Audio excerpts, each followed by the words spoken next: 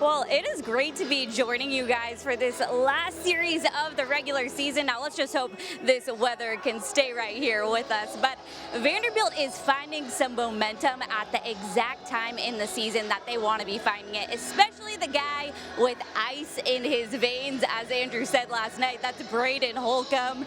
Not only did he hit that 3-run blast to walk it off and help Vanderbilt win game 1 of this series, but he's faced so much adversity this season, in and out of the lineup, really until that Oklahoma series, which was mid-April. And I talked about this with head coach Tim Corbett, and he said he really wanted him to earn it, but he knew he was always going to be a focal point of this team.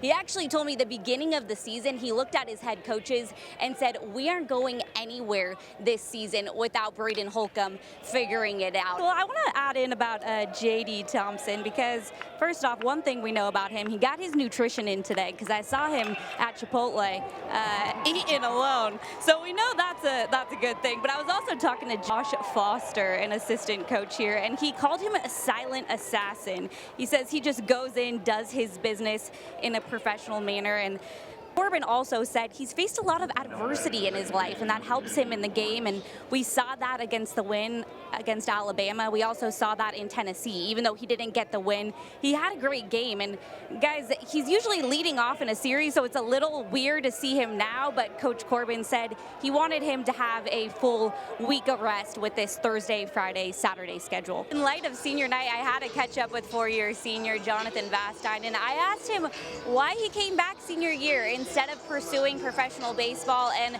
without hesitation, he said a Vanderbilt degree goes a long way, and I think that's all you need to know about this guy.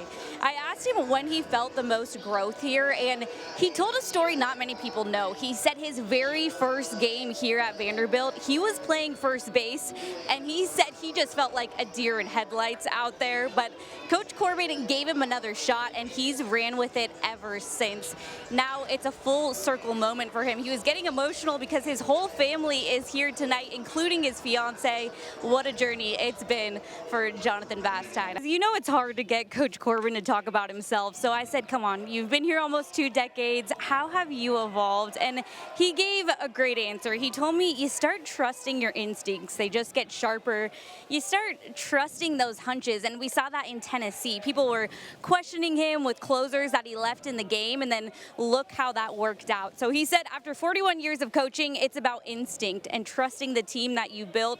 He actually compared it to teaching a kid how to drive. At first, you're on the pedals, but eventually you let go and move to the back seat. And when you feel confident enough in a team, he said that's where the good stuff happens. Guys, when I talked to Coach Corbin, he's really liking what he sees from Rustin Rigdon.